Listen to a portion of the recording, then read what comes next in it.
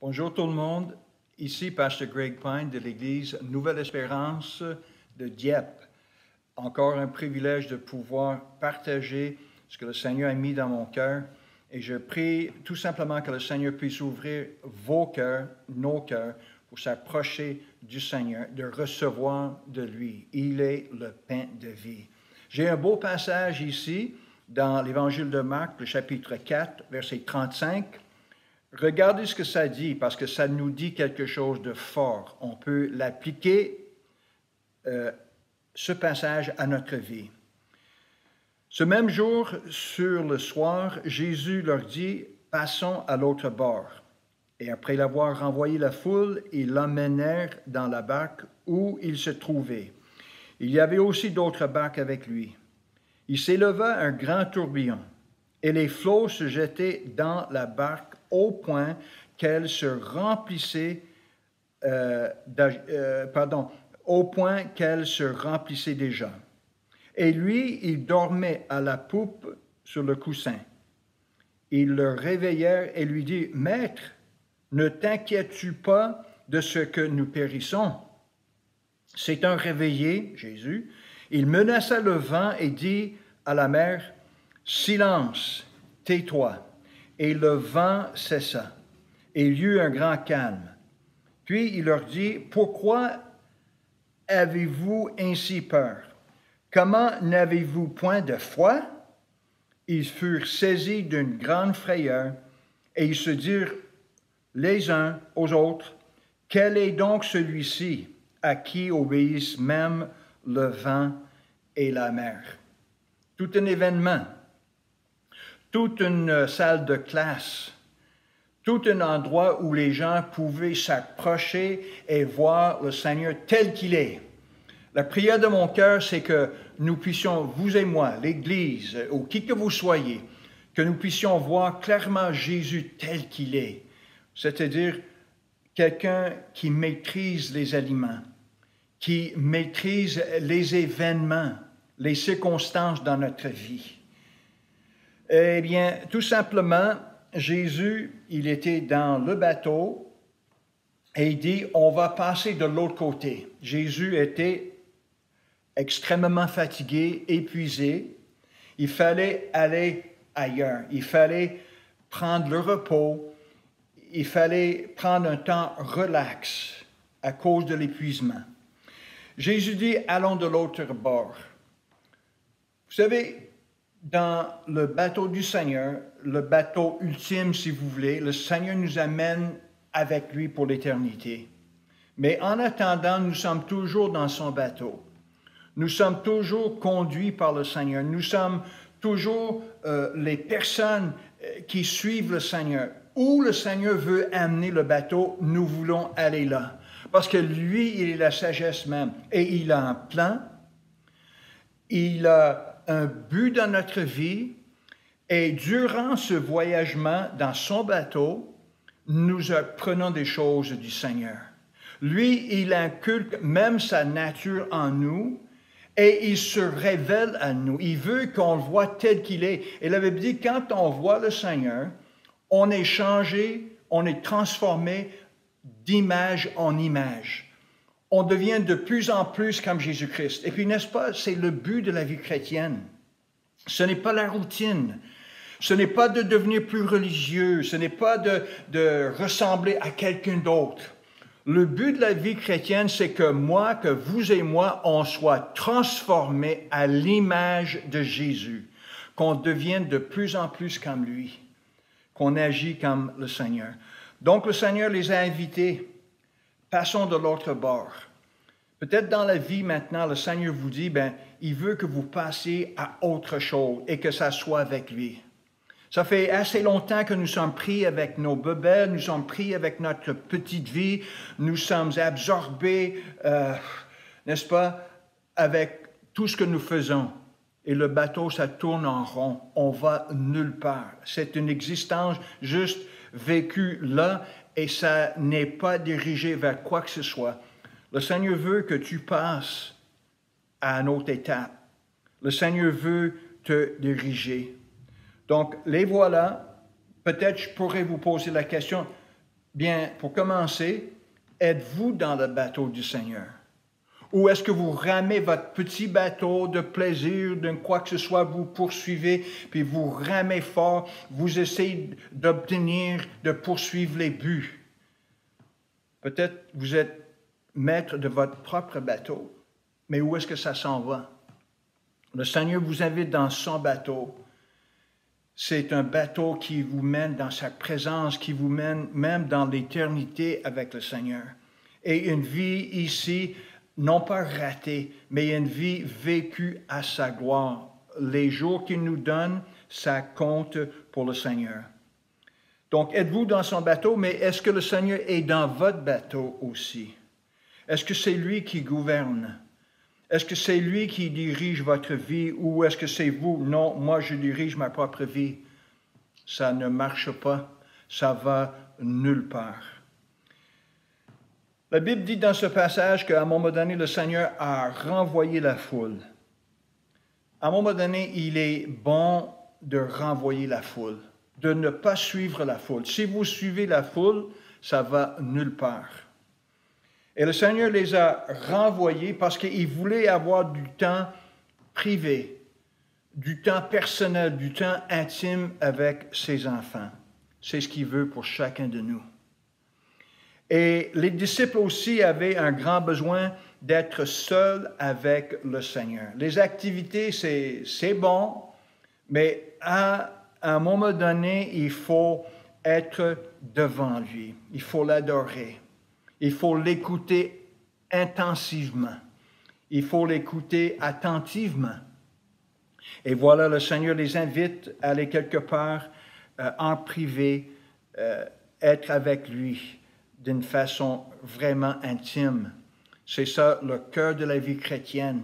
Ce n'est pas la routine, ce n'est pas les activités religieuses, c'est vraiment avoir des face à face avec notre Jésus, avec notre Sauveur. Dans ce passage, il dit que tout à coup, il s'est levé un grand tourbillon et les flots se jetaient dans la barque. Peut-être ce que vous vivez présentement, on vit COVID, on vit les pressions financières, on vit toutes sortes de choses dans la société même, des choses qu'on n'avait pas prévues, des choses qu'on n'aurait jamais cru que ça pourrait nous arriver, universellement. Et il y a des flots qui entrent dans le bateau, il y a des flots de peur, il y a la crainte qui s'empare de nous. Et puis, n'est-ce pas, dans un bateau, ça doit nous protéger de la mer, des flots. Mais quand l'eau entre dans le bateau, c'est pas bon. Donc, ils sont là avec le Seigneur, puis il se passait cette crise, si vous voulez. Et des fois, il y a des gens, des chrétiens qui pensent que le Seigneur va nous exempter de tout. Non. Mais c'est que le Seigneur, dans ce qui nous arrive, dans les épreuves, dans les choses difficiles, le Seigneur va nous enseigner les choses plus profondes de la foi et de notre foi en lui. Il va perfectionner notre foi. Il va faire avancer notre foi. Et des fois, ça prend, mais des fois, quasiment tout le temps, ça prend des choses pour éprouver notre foi, pour tester notre foi, pour que notre foi soit approuvée par lui. Le Seigneur ne nous délaisse pas. Le Seigneur marche avec nous d'une façon proche. Il est l'enseignant. L'Esprit Saint nous enseigne les voies du Seigneur. Et le Seigneur veut que notre foi devienne forte, qu'on ait les yeux fixés sur Jésus et qu'on a une foi solide dans ce qu'il nous dit et dans ce qu'il est. Est-ce que votre foi grandit en ce moment?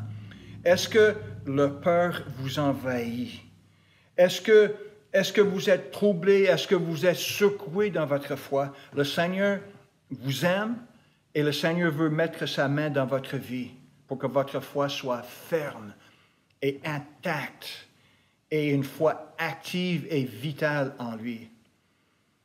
La Bible dit que le Seigneur ne nous a pas donné un esprit de peur, de crainte, mais il nous a donné un esprit de force, de sagesse et un esprit de discipline de soi. Le Seigneur contrôle toutes choses. Donc, son esprit en nous contrôle toutes choses. Les choses qui nous arrivent ne nous contrôlent pas. On n'est pas à la merci de ce qui nous arrive parce que notre vie est avec Jésus. Jésus est dans la barque et je suis dans la barque de Jésus. Donc, ma foi reste solide et forte en lui. Qu'est-ce qui vous arrive dans la vie présentement? J'ai mentionné COVID. Peut-être il y a des choses personnelles dans votre vie, puis vous avez l'impression que vous êtes en train de vous submerger. Peut-être vous allez vous pressentez une noyade. Vous ne savez pas comment vous allez vous échapper. Et vous êtes saisi par une crainte, une incertitude pour l'avenir. Pourquoi pas amener cela devant le Seigneur, réellement? Pourquoi vos yeux sont fixés sur ce que vous voyez? Le Seigneur qui ne se voit pas avec les yeux, mais qui se voit avec les yeux de la foi, qui se voit avec le cœur. Pourquoi pas choisir en ce moment, maintenant, de mettre votre foi en Jésus-Christ? Vous allez voir des changements, vous allez expérimenter une paix, vous allez avoir une direction du Seigneur. Vous allez voir le Seigneur est vivant et il dirige votre vie.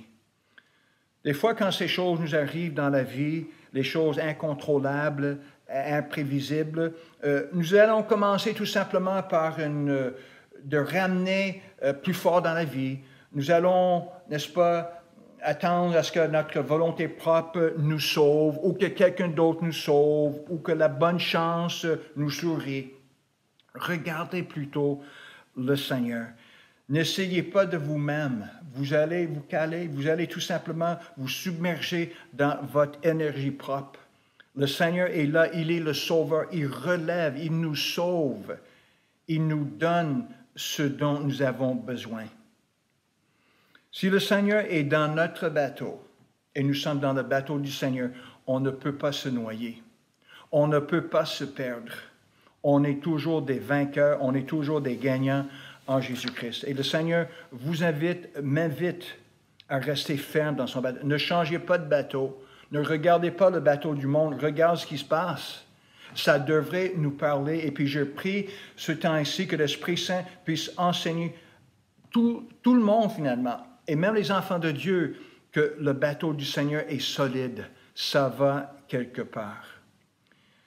Les disciples ne réalisaient pas que dans ce temps avec le Seigneur, dans cette tempête, dans ce tourbillon, qu'ils étaient à la classe du Seigneur, ils étaient à l'école du Seigneur, qui voulait les enseigner, il voulait se révéler à eux. Bizarre, n'est-ce pas? Parce que des fois, on aime des classes contrôlables ou contrôlées.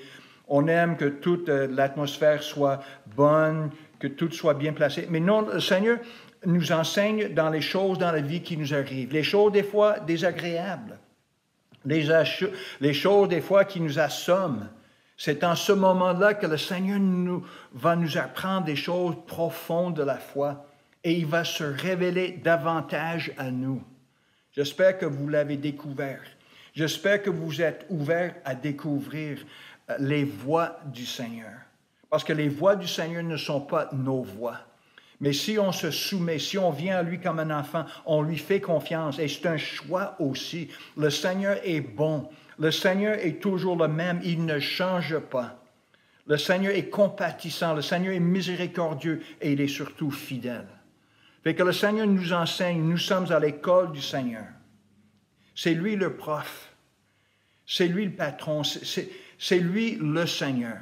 Et il veut qu'on lui laisse être ce qu'il est, tout simplement. Qu'on permet au Seigneur de diriger dans notre vie. Mais dans le verset 38 de ce chapitre 4 de Marc, on voit qu'ils viennent au Seigneur tout paniqués.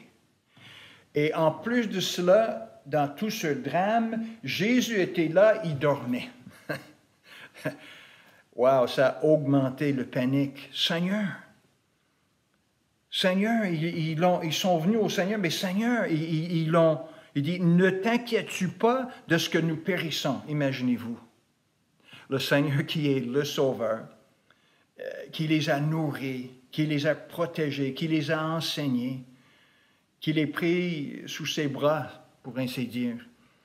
Ils sont venus, ils l'ont demandé, ils l'ont accusé, et ils sont arrivés à la conclusion que le Seigneur voulait qu'il périsse là. Des fois, quand on est dans la peur, on est paniqué, on pense toutes sortes de choses et on accuse Dieu. Seigneur, où es-tu? Seigneur, il me semble que tu dors. Où es-tu? Le psalmiste disait ça souvent. Mais non, le Seigneur, il est dans le bateau. N'oublie pas qu'il nous a invités dans le bateau. Le bateau peut, n'est-ce pas, être mouvementé. Il peut y avoir des flots. Mais ce passage nous enseigne que Jésus est maître des flots. Que Jésus contrôle même les aliments et les aliments dans votre vie. Le Seigneur contrôle toutes choses. Moi, je trouve ce passage merveilleux et je trouve que ça s'applique tellement à ma vie et j'ose croire que ça s'applique à votre vie aussi. Donc, le Seigneur, verset 39, se leva. Le Seigneur se lève toujours. Le Seigneur ne nous oublie pas. Il menaça le vent et dit à la mer, tais-toi. Personne, absolument personne n'a jamais pu dire une chose pareille. Pourquoi? Parce qu'il a créé toutes choses. La Bible dit que toute chose a été créée pour lui. Tout cet univers, cette vie, le centre, le but de cela, c'est Jésus-Christ. Il est le centre. Il est cette parole qui a tout créé. Il est cette parole qui se révèle à notre cœur. Si on s'humilie devant lui, si on soumet notre intelligence et notre cœur, ce que nous voulons, et on soumet ça à lui, il dit, tu es le Seigneur de ma vie. Avez-vous jamais accepté Jésus comme votre Seigneur et Sauveur personnel dans votre vie? Quand vous le faites, vos yeux vont s'ouvrir. Votre cœur va s'ouvrir. Vous allez pouvoir ressentir sa présence. Vous allez pouvoir connaître la volonté de Dieu. Vous allez pouvoir penser les pensées du Christ. Il va vous donner la force et l'amour dans votre cœur de vivre à sa gloire. Non pas à votre gloire, mais à sa gloire. Et c'est le but ultime de la vie. C'est pour cela que nous avons été créés, de glorifier le Dieu Tout-Puissant, qui nous a tellement aimés, qu'il a envoyé son Fils de mourir à notre place. C'était une mort de substitution. Moi, j'aurais dû mourir. Mais le Seigneur dit non, je l'aime tellement que je vais donner ma vie en sacrifice pour que toi, lui, sois avec moi pour l'éternité. Quel amour! Comment est-ce qu'on peut ne pas accepter cet amour dans notre vie? Donc, le Seigneur a menacé le vent. La Bible dit qu'il y a eu un grand calme. Wow! Ça a changé radicalement. Jésus dit, c'est assez, tais-toi. Je suis sûr qu'il y a eu un grand calme en eux aussi. Je suis sûr qu'ils étaient mystifiés. Je suis sûr qu'ils étaient touchés profondément. Ils ont dit même, quelle sorte d'homme c'est? Regarde, même le vent lui obéisse. Tout lui obéisse. Le Seigneur a le mot final. Et notre foi est fixée sur Jésus-Christ. Le Seigneur a réprimandé en quelque sorte ses disciples. Et il a le droit de nous réprimander. Il a le droit de nous corriger. Êtes-vous une personne qui se laisse corriger ou vous pensez que je suis maître, il n'y a personne qui va me dire quoi dire, quoi faire? Non, les disciples, le Seigneur vient devant eux et il dit, pourquoi avez-vous ainsi peur? Il vous pose la même question. Pourquoi avez-vous peur? Pourquoi est-ce que vous entretenez la peur? Pourquoi est-ce que vous laissez ça demeurer, résider dans votre vie? Faites quelque chose. La peur ne vient pas de lui. Amenez la peur devant lui. Peut-être vous pouvez même demander au Seigneur, Seigneur, pardonne-moi, j'ai peur, parce que mes yeux, je regarde cela et c'est comme si je t'élimine de ce dilemme, de ce tourbillon. Seigneur, c'est comme si j'avais l'impression que tu t'occupes pas de moi. Seigneur, pardonne-moi de cette pensée-là. Tu m'aimes. Tu l'as dit, tu l'as prouvé. Et Seigneur, je laisse vivre en moi cette peur. Dans le nom de Jésus, Seigneur, ôte ça de ma vie. Extirpe, Seigneur, arrache cela de ma vie. Parce que, Seigneur, la peur, ça perturbe mes pensées. Ça me dérange. Ça ne me donne pas la paix, ça ôte la paix. Donc, Seigneur, ce n'est pas de toi et je ne l'accepte pas dans le nom de Jésus-Christ. Oui, enfant de Dieu, notre foi doit devenir robuste. Notre foi doit être une foi qui agit. Est-ce que votre foi est touchée par le Seigneur? Est-ce que le Seigneur touche votre foi? Est-ce que vous avez le désir que votre foi avance? Ou est-ce que le statu quo, ça me convient, j'ai une petite foi en Jésus, et puis bon. Non, le Seigneur nous pousse plus loin. Et si je ne suis pas agité ou je semble agité, je ne suis pas. Mais je pense que le Seigneur s'agite, le Seigneur est zélé pour nous, le Seigneur nous aime. Il ne veut pas qu'on reste au même niveau. Le Seigneur nous invite à avancer plus loin. Parce que le bateau du Seigneur va toujours plus loin. Ce n'est pas stationnaire. Ça ne tourne pas en rond. Le bateau du Seigneur se dirige vers des choses qui glorifient Dieu et qui bénéficient notre vie et qui bénéficient la vie de ceux autour de nous. Notre foi doit être comme un virus. Ça doit affecter et infecter les autres. Oui, le Seigneur touche notre foi. La Bible dit dans Hébreux 11 et 6, il dit, « Or, sans la foi, il est impossible de lui être agréable. Et il faut que celui qui s'approche de Dieu croit que Dieu existe et qu'il est le rémunérateur de ceux qui le cherchent. » Peut-être vous êtes fatigué de chercher le Seigneur, de trouver la réponse dans le Seigneur. Je vous encourage ce matin, ne lâchez pas, n'abandonnez pas, approchez-vous plutôt. Si vous croyez que Dieu existe, eh bien la Bible dit qu'il faut s'approcher de Dieu de cette façon-là. Tu existes, Seigneur, tu es là. Et qu'il est le rémunérateur, il récompense de ceux qui le cherchent. Cherchons le Seigneur. Approchons du Seigneur de tout notre cœur. Parce que la Bible dit, sans la foi, il est impossible de lui être agréable. C'est de lui faire confiance, de mettre sa confiance dans le Seigneur. C'est quelque chose qui plaît au Seigneur. C'est quelque chose qui est le moyen. La Bible dit, on est sauvé par la foi. La Bible dit aussi qu'on marche par la foi. Et de plaire le Seigneur, c'est toujours par la foi. Ce n'est pas par vos bonnes œuvres. Ce n'est pas par ce que vous faites nécessairement. Mais c'est la foi qui est fondée, fixée sur le Seigneur. La Bible dit, ces gens-là, après que Jésus a dit « tais-toi » et le maire s'est calmé, la Bible dit, ils étaient saisis d'une grande frayeur. Je crois bien. J'appelle ça la crainte de Dieu. Quand nous voyons le Seigneur qui agit dans notre vie, ça met la crainte de Dieu, mais dans la crainte de Dieu, il y a un amour, il y a une révérence pour le Seigneur. Nous voulons voir le Seigneur agissant. Dans la société, nous voulons voir le Seigneur toucher, transformer les vies. Et je veux moi-même, en tant que chrétien, puis vous aussi, nous voulons que notre vie soit changée, transformée par le Seigneur. C'est ce qu'il fait. C'est le travail du Seigneur. Donc, enfant de Dieu ou qui que vous soyez, le Seigneur calme toujours les tempêtes, la mer dans votre vie. Et les vents obéissent encore sa voix.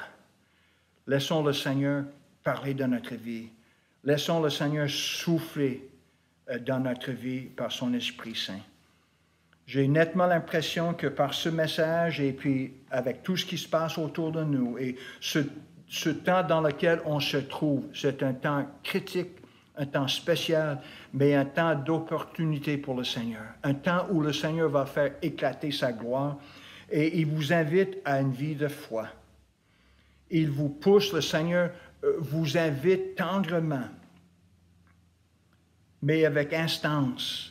Il vous invite à vivre une vie de foi, de s'aventurer plus loin, d'arrêter de regarder les choses et vous-même même vos défauts, même on a tous des défauts, de regarder ces choses et d'avancer par la foi en mettant notre foi dans le Seigneur. Le Seigneur veut que vous ayez, que nous ayons une foi plus profonde, plus active, plus vivante dans le Seigneur.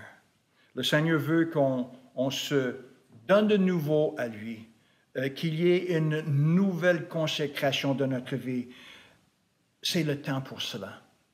Nous vivons des temps difficiles, comme dit la Bible. Mais c'est le temps que l'Église, c'est le temps que les enfants de Dieu s'élèvent et on proclame Jésus-Christ et on proclame notre foi et qu'on soit tenace et qu'on vit pour le Seigneur. Seigneur, je prie pour chacun qui m'écoute, qui me voit en ce moment. Je prie qu'ils puissent t'écouter, ta voix. Et je prie, Seigneur, que les gens puissent te voir, toi. Seigneur, par ton Esprit Saint, souffle dans notre vie, agis dans notre vie, fortifie les chrétiens, que notre foi, Seigneur, grandisse, que notre foi soit perfectionnée par toi, par ton ouvrage. Seigneur, on se soumet à toi et on te dit, Seigneur, fais avec nous ce que tu veux. Et fais-nous, Seigneur, glorifier le nom de Jésus-Christ et que nous puissions, Seigneur, accomplir le but pour lequel tu nous as sauvés. Seigneur, je prie pour chacun. Dans le nom de Jésus, je prie. Amen et Amen.